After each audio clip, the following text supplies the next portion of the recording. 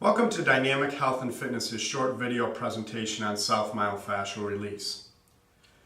What I'd like to do today is go over the understanding of self-myofascial, look at some strategies and techniques that we can utilize in the self-myofascial umbrella. But the best place to start is going over first a principle. And the principle is that the human being is three-dimensional in nature. And when we're looking at the myofascial system and looking at the fascia, the connective tissue, and the muscle, what that means to us is that our body, that tissue system, was meant to be moved in three dimensions. It was meant to be moved in the sagittal plane, forward and back, in the frontal plane in a side-to-side manner, and in the transverse place in a rotation, and left rotation, right rotation.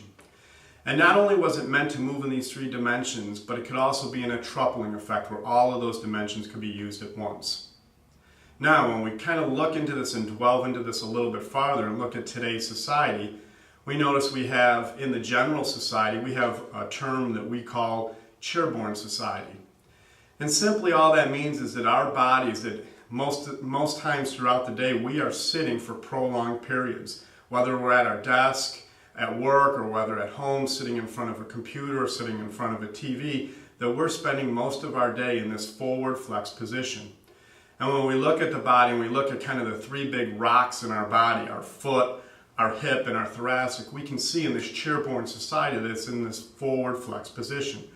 Up at the thoracic and the cervical spine, you can see that the head starts to jut forward, the shoulders start to round forward as we're looking at that small computer screen. Of course, we're sitting, so at the hips we're in this flex position. Whether we're sitting in correct posture or not, we are still in the same position, flexed forward, and down at our foot, we're in a flexed position as well. So that's one thing, and when we're looking at the myofascial system, we can see, boy, that's going to be a little bit of a challenge. If we're three-dimensional, if the principle is that we are three-dimensional, well, it sounds like that we're in one dimension there, and that's going to start to wreak havoc through our body, that fascia is trained in that one plane of motion, the connective tissue and the muscles trained in that one plane of motion, so that when we get up in our day activity, and let's say that we do have to move in the frontal or the transverse, we could start to get some muscle spasms, some muscle knots, adhesions in the tissue system because it's just not trained that way. And when we look at the athletic world, whether we're in the scholastic, collegiate, or if we can ever get into the professional level, we know that in order to get to that professional level, repetition is the mother of all skills. So we're practicing and practicing whatever our skill or craft is. That can lead to one-dimensionality too. In order to get so good in that quest of getting that, we could be one dimension. So when we're looking at that kind of one-dimension world that we play in every day, it conversely will affect the three-dimensionality principle. So getting back into that the muscle, the fascia, and the connective tissue will start to form to that one plane of motion, but when we get up off that chair, or we're moving around, we're turning quickly, or there's some demand put on our body, that can cause havoc through that fascia system.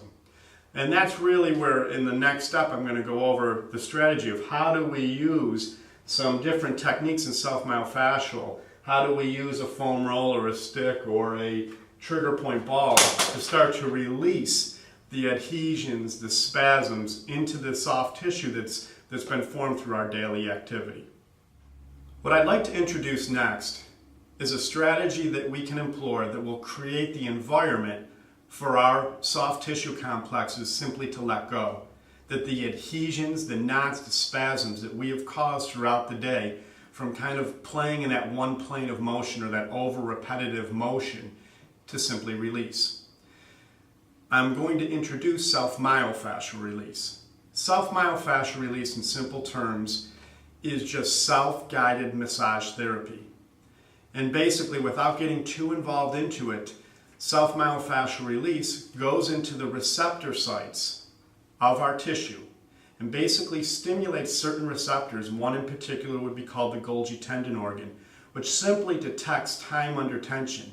And if we can employ a sustained pressure or slow rolling technique throughout the tissue, that these receptor sites will be stimulated and they will override the first system, the first receptor site that caused the adhesions, the knots, and the spasms in the first place. And we'll simply just let it go. It'll improve circulation, blood flow, provide nutrients into the muscle so that that muscle and that soft tissue complex is working optimally.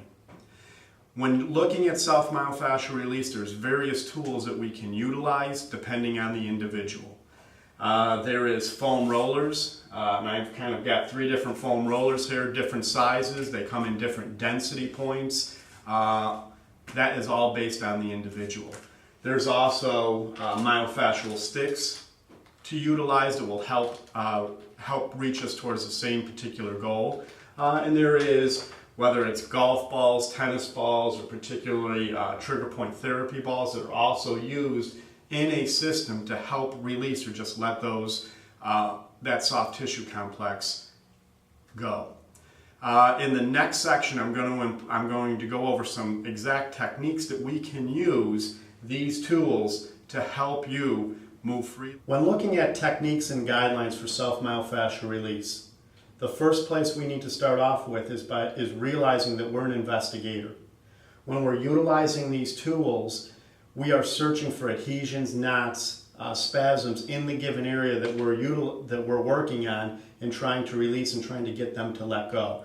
So that we're going through, let's say if I'm on my calf complex, I'm rolling through the surface area of the calf complex and trying to find where it is the most tender. And that's something that we've got to get a stranglehold on. Getting into specific techniques, the first question that always pops up is how long should I be on these different tools? The answer to that is research has indicated anywhere from 30 to 90 seconds. If you're using a technique for sustained pressure, where you have found the tender area and you are holding on to that specific area, it takes around 30 seconds to ignite the Golgi tendon organs so that that receptor then overrides the muscle spindles and allows the tissue to just release. If we're not at that progression in our program and we're using more slow rolling massage techniques, up towards 90 seconds it takes to really get that Golgi tendon organ excited and to be able to do its job and to override the first system. The next thing to look at is pressure. When we're looking at pressure, it's related to the starting position and how much pressure we can handle on that specific area. There's one school of thought that says that most people move away from pain. So if we find the most tender area and it's causing a lot of pain, you might be an individual that says, boy, I don't want to do this. I don't enjoy it. It hurts. And I'm just not going to use self-myofascial release. The challenge with that is we lose out on the benefits of what SMR can do for us. So the one school of thought is to say maybe you go into the less tender areas and start working through there and to build your confidence so that then eventually you can go into what is more of a tender area.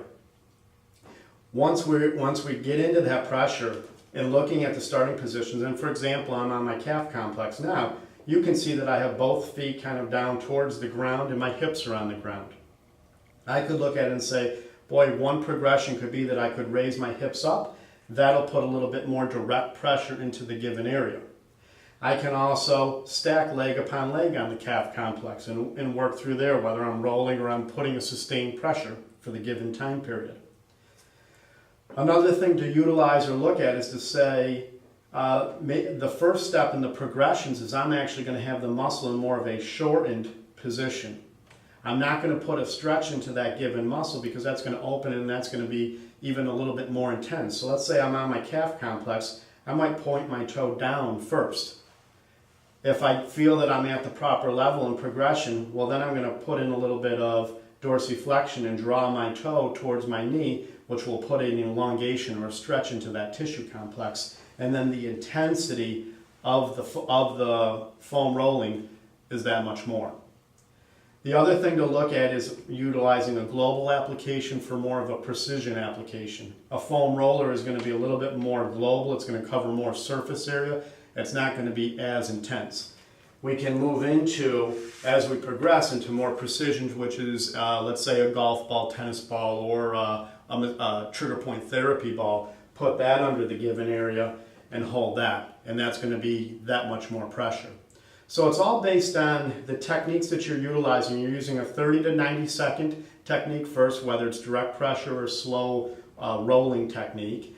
The starting position and the pressure that you put on your body is once again based on you, the individual, and what your proper progressions are. The applications that you're utilizing, it does start global and then it does get more precise. So you might want to have in your toolbox both, where you have more global and then you have the precision as a technique too. Utilizing it, once again, the 30 to 90 second rule.